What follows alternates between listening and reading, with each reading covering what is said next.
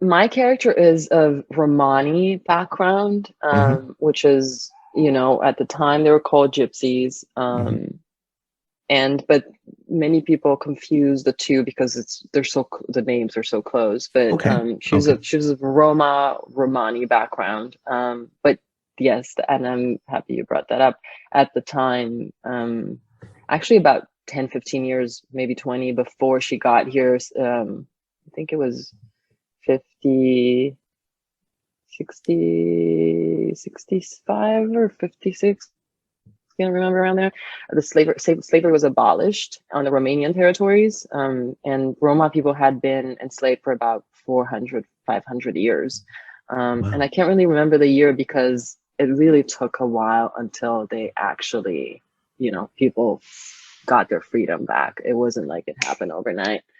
Um, yeah, so she was fleeing that. She was really what we would call today a refugee, Hmm. um, as many of these people were. But she was fleeing, her culture had been subject to ethnic cleansing for a very long time. And even in the countries where they aren't, even here, they had some of the European countries were deporting some of the Roma people to their colonies here and would send them to work on the plantations as slaves. Um, I don't Wow. think she knew all of that.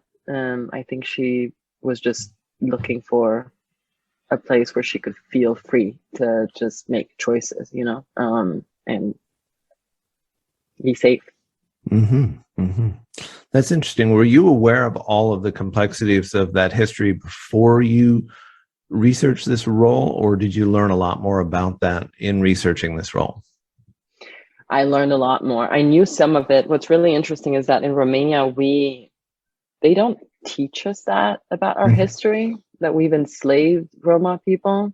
So I didn't know that until later on, just by doing my own research. Right. Um, and not a lot of people know that back home. Like, not a lot of my friends know that, which is such a strange thing.